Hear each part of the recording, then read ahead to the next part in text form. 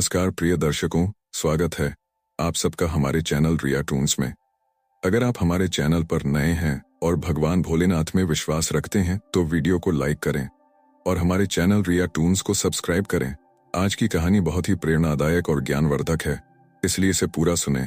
तो चलिए शुरू करते हैं आज की यह प्यारी सी कहानी। किसी नगर में राघव नामक एक गरीब व्यक्ति अपनी पत्नी के साथ रहता था।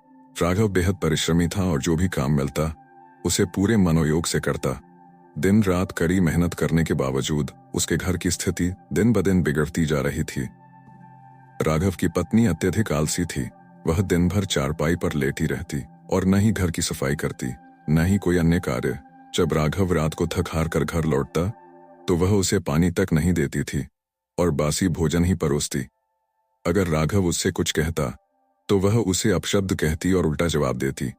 वह कहती, अगर स्वादिष्ट भोजन चाहिए तो पहले ढेर सारा धन कमाकर लाओ और मुझे नए वस्त्र व आभूषण दिलवाओ। राघव के घर के बाहर एक बड़ा वृक्ष था जिस पर एक उल्लू निवास करता था। उल्लू हर दिन देखता कि राघव कितनी मेहनत करता है, जबकि उसकी पत्नी केवल झगड़ा करती है और घर का कोई काम नहीं करती। यह देखकर उल्लू को राघव पर दया आ गई। वह सोचने लगा कि किसी तरह उसकी सहायता करनी चाहिए और उसके घर को खुशहाल बनाना चाहिए। एक दिन राघव अपनी पत्नी के दुर्व्यवहार और गरीबी से इतना परेशान हो गया कि उसने जीवन त्यागने का मन बना लिया। जब वह घर से आत्महत्या करने के इरादे से निकलने लगा तो उल्लू ने उसे रोक लिया और कहा, हे राघव, मैं जानता हूं कि तुम अपनी परिस्थितियों से निराश हो चुके हो, लेकिन मैं तुम्हारे कष्टों का कारण भी जानता हूं और उसका समाधान भी। अगर तुम मेरी बात समझ गए तो तुम्हारे जीवन में कभी अभाव नहीं रहेगा और तुम्हारी पत्नी भी तुम्हारी इज्जत करने लगेगी। इसके बाद उल्लू ने एक प्रेरणादायक कहानी शुरू किया। बहुत समय पहले की बात है। एक गांव में एक पति पत्नी रहते थे। उनके 2 बच्चे थे, एक लड़का और एक लड़की। भगवान की कृपा से उनका घर सभी सुख सुविधाओं से भरपूर था। एक दिन किसी कारणवश पति पत्नी के बीच झगड़ा हो गया। बात इतनी बढ़ गई कि गुस्से में पति ने पत्नी को थप्पड़ मार दिया। इससे पत्नी को बहुत क्रोध आ गया और उसने अपशब्द कहे। गुस्से में उसने अपने दोनों बच्चों को साथ लिया और पीहर जाने का निश्चय किया। शाम का समय था और अंधेरा धीरे धीरे बढ़ रहा था। गांव से बाहर एक घना जंगल था। रास्ते में एक साधु महाराज का आश्रम था। साधु महाराज उस समय टहल रहे थे। उन्होंने देखा कि एक महिला 2 छोटे बच्चों के साथ जंगल की ओर जा रही है। साधु महाराज ने सोचा, इतनी रात को यह महिला कहाँ जा रही है? क्या कोई परेशानी है? पहले तो उन्होंने उसे रोकने की हिम्मत नहीं की, यह सोचकर कि गांव वाले क्या सोचेंगे। लेकिन फिर उन्होंने सोचा, अगर यह महिला जंगल में चली गई और जंगली जानवरों ने इसे नुकसान पहुंचा दिया तो हमें पाप लगेगा। यह सोचकर साधु महाराज ने उसे रोक लिया और पूछा, हे देवी, तुम इतनी रात में बच्चों को लेकर जंगल में क्यों जा रही हो? स्त्री ने उत्तर दिया, आज मेरे पति ने मुझे थप्पड़ मार दिया, अब मैं उसके साथ कभी नहीं रहूंगी, मैं अपने पीहर जा रही हूं। साधु महाराज ने उसे समझाने की कोशिश की, देखो, तुम्हारे पति ने गुस्से में आकर गलती की, लेकिन तुम्हें भी गुस्से में इतना बड़ा निर्णय नहीं लेना चाहिए। तुम रात के समय जंगल में जा रही हो जहां खतरनाक जंगली जानवर हैं। क्या तुम्हें डर नहीं लगता? महिला ने उत्तर दिया, चाहे जो भी हो, मैं अपने पति के घर नहीं लौटूंगी। साधु महाराज ने सोचा कि इसे मनाना मुश्किल होगा। उन्होंने कहा, ठीक है, अगर तुम वापस अपने पति के घर नहीं जाना चाहती तो कम से कम आज रात यहीं ठहर जाओ। जब सुबह होगी और दिन का उजाला होगा तब तुम अपने पीहर चली जाना। महिला सहमत हो गई और बोली, ठीक है, मैं रात भर यहीं रुकती हूँ और सुबह चली जाऊंगी। साधु महाराज उसे और उसके बच्चों को आश्रम में ले गए।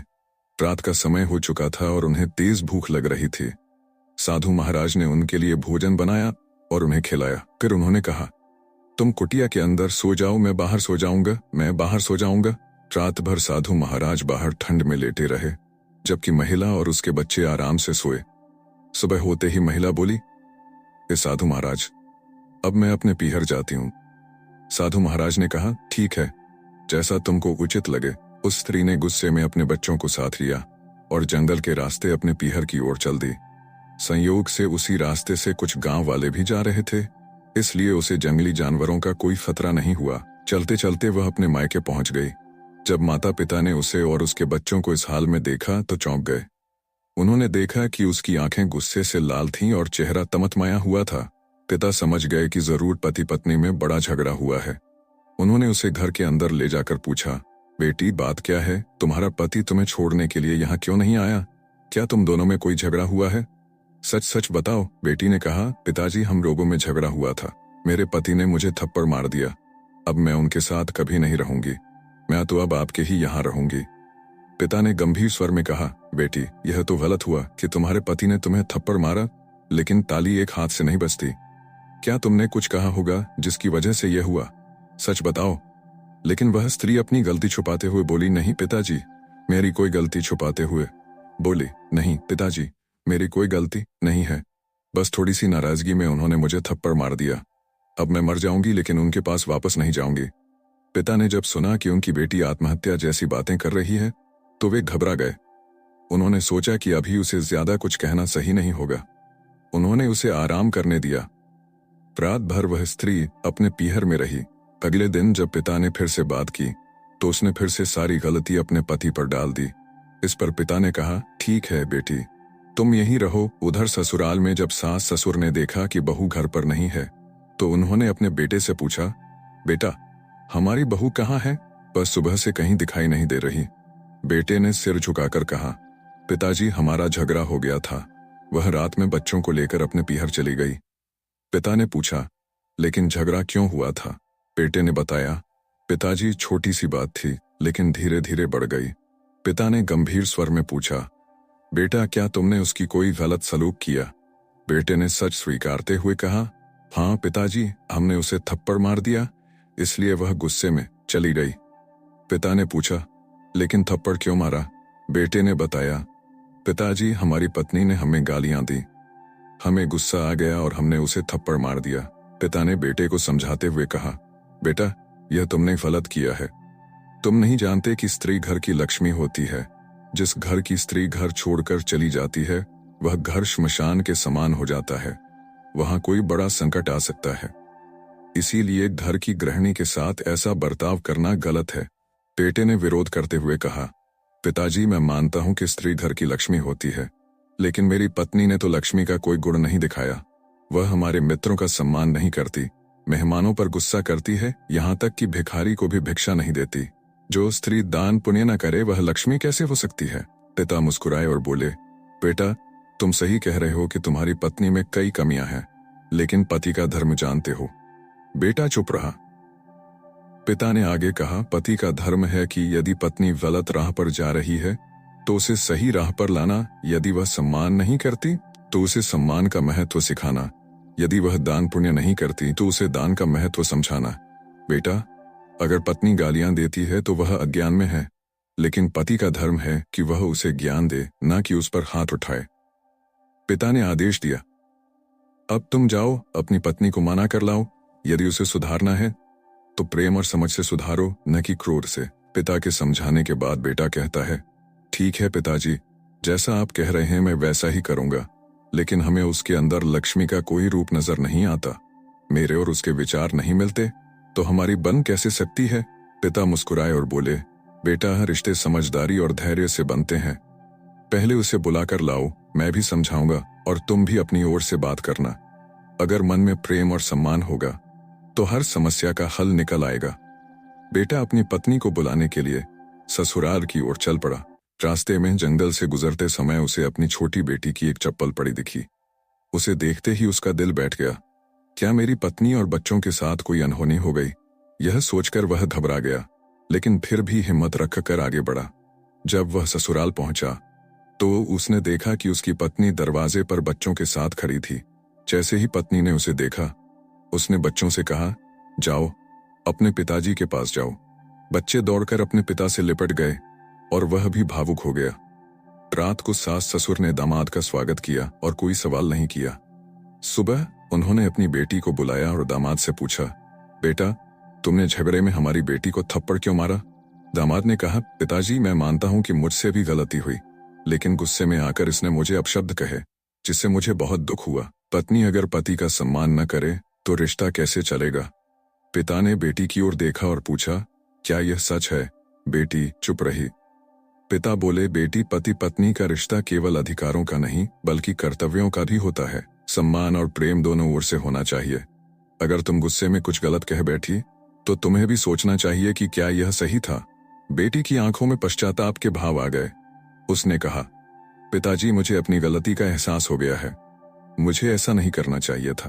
पिता ने उसे समझाया, बेटा, ससुराल सिर्फ एक घर नहीं बल्कि एक नया संसार होता है। वहां सिर्फ अधिकारों की नहीं बल्कि जिम्मेदारियों की भी जरूरत होती है। बेटी ने पति से क्षमा मांगी और दोनों ने भविष्य में एक दूसरे की भावनाओं की कद्र करने का वादा किया। फिर वे खुशी खुशी अपने बच्चों के साथ ससुराल लौटने को तैयार हुए। रास्ते में पति ने पूछा, तुम्हारी बेटी की चप्पल जंगल में कैसे गिरी? पत्नी ने बताया, उस रात हमें जंगल में एक महात्मा मिले थे। उन्होंने हमें अपने आश्रम में रुकने का स्थान दिया था। सुबह जब हम निकले तो शायद वहीं चप्पल गिर गई होगी। पति ने कहा, चलो चलते समय उनसे मिलकर धन्यवाद कह देते हैं। आश्रम पहुंचकर उन्होंने महात्मा को प्रणाम किया। महात्मा ने पत्नी को देखा और कहा, बेटी, जीवन में क्रोध और अहंकार से बड़ा कोई दुश्मन नहीं। ससुराल या मायका कोई बंधन नहीं बल्कि भावनाओं का संगम है। जहां प्रेम, सम्मान और समझदारी हो वहीं असली सुख है। पत्नी ने महात्मा से क्षमा मांगी और कहा, महाराज, आपने सही कहा था। ससुराल कोई पराया घर नहीं बल्कि मेरा अपना परिवार है। तब महात्मा जी समझाते हैं और कहते हैं, बेटी, मैं तुम्हें 5 बातें बताता हूं जिन्हें अपने जीवन में हमेशा याद रखना। जिन स्त्रियों में ये 5 गुण होते हैं उन्हें लक्ष्मी का रूप माना जाता है और उनके घर में समृद्धि बनी रहती है। स्त्री ने पूछा, हे महात्मा जी, वे कौन से 5 लक्षण हैं जो स्त्री को लक्ष्मी का रूप बनाते हैं? साधु महाराज ने कहा, बेटा, पहले लक्षण वाली स्त्री वह होती है जो सुबह उठकर स्नान करती है, पूजा पाठ करती है और फिर घर का कार्यभार संभालती है। वह अपने बच्चों की देखभाल करती है, उन्हें साफ सुथरा रखती है और समय पर विद्यालय भेजती है। ऐसी स्त्रियों से लक्ष्मी प्रसन्न रहती हैं और उनके घर में कभी दरिद्रता नहीं आती। फिर साधु महाराज बोले, दूसरी लक्षण वाली स्त्री वह होती है जो अपने पति, सास, ससुर और बच्चों का पूरा ध्यान रखती है। वह हमेशा सोचती है कि कहीं उनके पति या बच्चे किसी परेशानी में तो नहीं है, कहीं वे भूखे प्यासे तो नहीं हैं। जो स्त्री अपने परिवार की खुशहाली का ध्यान रखती है उस पर लक्ष्मी जी की विशेष कृपा होती है। लेकिन जो स्त्री परिवार की चिंता नहीं करती उससे लक्ष्मी रुष्ट हो जाती है। इसलिए हर स्त्री को अपने परिवार की देखभाल करना चाहिए। फिर साधु बोले, तीसरा लक्षण यह है कि स्त्री को कभी अपने पति या परिवार के सदस्यों के लिए कठोर वचन नहीं बोलने चाहिए। जो स्त्री अपने पति, सास, ससुर और बच्चों का सम्मान करती है, मीठे वचन बोलती है, वह लक्ष्मी जी को प्रिय होती है। परंतु जो स्त्री गाली गलौज करती है, अपशब्द बोलती है, उससे लक्ष्मी हमेशा के लिए दूर हो जाती है। इसलिए हर स्त्री को मधुर वाणी और प्रेमपूर्ण व्यवहार रखना चाहिए। साधु महाराज आगे कहते हैं, चौथी लक्षण वाली स्त्री वह होती है जो अतिथियों का सम्मान करती है और जरूरतमंदों की सहायता करती है। यदि घर में आए अतिथि का आदर नहीं किया जाता, भिखारी को दान नहीं दिया जाता, तो लक्ष्मी जी उस घर में वास नहीं करती। इसलिए यह आवश्यक है कि स्त्री हमेशा दानशील और सेवा भाव रखने वाली हो। अंत में साधु बोले, 5वां लक्षण यह है कि स्त्री को सुबह जल्दी उठना चाहिए। जो स्त्री सूर्योदय से पहले उठकर घर की सफाई करती है, झाड़ू लगाती है और बर्तन साफ करती है, उसके घर में लक्ष्मी का वास होता है। लेकिन जो स्त्री देर तक सोती रहती है, घर और बच्चों की देखभाल नहीं करती, उससे लक्ष्मी अप्रसन्न हो जाती है। इसलिए हर स्त्री को सुबह जल्दी उठकर अपने घर की साफ सफाई और परिवार की देखभाल करनी चाहिए। इस प्रकार साधु महाराज ने स्त्रियों के लक्ष्मी स्वरूप के 5 लक्षण उस स्त्री को बताए। वह स्त्री हाथ जोड़कर महात्मा जी से क्षमा मांगती है और कहती है, हे महाराज, आपने जो 5 लक्षण बताए हैं वे सच में स्त्रियों को लक्ष्मी का रूप बनाते हैं। अब से हम भी इन्हें अपने जीवन में अपनाएंगे और अपने घर जाकर इनका पालन करेंगे। हम अपने सास ससुर की सेवा करेंगे, पति की सेवा करेंगे, घर आए अतिथि का सम्मान करेंगे, भिखारी को भी दान देंगे, सुबह जल्दी उठेंगे, घर में साफ सफाई रखेंगे और बच्चों की सही देखभाल करेंगे। महात्मा जी ये सुनकर बहुत प्रसन्न होते हैं। इसके बाद वह स्त्री महात्मा जी से आशीर्वाद लेकर अपने घर लौटती है और अपने पति के साथ ससुराल जाकर सास ससुर के चरणों में गिरकर क्षमा मांगती है। वह कहती है, पिताजी, अब मैं अपने कर्तव्यों को समझ गई हूँ। अब मैं कभी अपने पीहर जाने की जिद नहीं करूंगी और आप दोनों की सेवा करूंगी। मैं अपने पति की भी सच्चे मन से सेवा करूंगी। इसके बाद वह स्त्री उन 5 लक्षणों को अपने जीवन में उतार लेती है और खुशी खुशी अपने सास ससुर और पति के साथ सुखमय जीवन बिताने लगती है। धीरे धीरे उसके घर में सुख और शांति आती है और किसी भी चीज की कमी नहीं रहती। अब उल्लू राघव को यह कहानी सुनाता है और कहता है, देखो राघव, यह थी मेरी कहानी जिसमें मैंने तुम्हें बताया कि जिन स्त्रियों के अंदर ये 5 लक्षण होते हैं उन्हें लक्ष्मी का रूप माना जाता है और समाज उन्हें सम्मान की दृष्टि से देखता है। यह कहानी हमें यह सिखाती है कि स्त्रियों को ये 5 लक्षण अपने अंदर धारण करने चाहिए और पति को कभी अपनी पत्नी का अपमान नहीं करना चाहिए। यदि स्त्री किसी कारणवश गलत राह पर चली जाए तो पति का कर्तव्य है कि वह उसे प्रेम से समझाए, न कि उस पर क्रोध करे या हाथ उठाए। पति का धर्म है कि वह अपनी पत्नी को सही मार्ग पर लाए और पत्नी का धर्म है कि वह इन 5 गुणों को अपनाकर अपने घर को स्वर्ग बना दे। इसी प्रकार किसी भी घर में सुख और शांति लाई जा सकती है। अब तुम अपने घर जाओ और अपनी पत्नी को इस कहानी के माध्यम से समझाओ कि वह लक्ष्मी का रूप बने और घर को खुशहाल बनाए। अब राघव बहुत प्रसन्न हो जाता है और उल्लू से कहता है, धन्यवाद उल्लू, तुमने मुझे आत्महत्या करने से रोका और मुझे अपने घर को सुख शांति से भरने का मार्ग दिखाया। अब मैं अपने घर जाकर अपनी पत्नी को प्रेम पूर्वक समझाऊंगा कि वह इन 5 लक्षणों को अपने अंदर धारण करे ताकि हमारे घर में भी सुख और शांति बनी रहे और लक्ष्मी का वास हो। प्रिय दर्शकों, हमारी आज की कहानी यहीं समाप्त होती है। हम उम्मीद करते हैं कि आपको यह कहानी पसंद आई होगी और आप इससे प्रेरणा लेंगे। यदि आपको यह कहानी अच्छी लगी हो तो कृपया वीडियो को लाइक करें और हमारे चैनल रिया टून्स को सब्सक्राइब करें। मिलते हैं अगले वीडियो में, तब तक के लिए नमस्कार। जय श्री कृष्ण।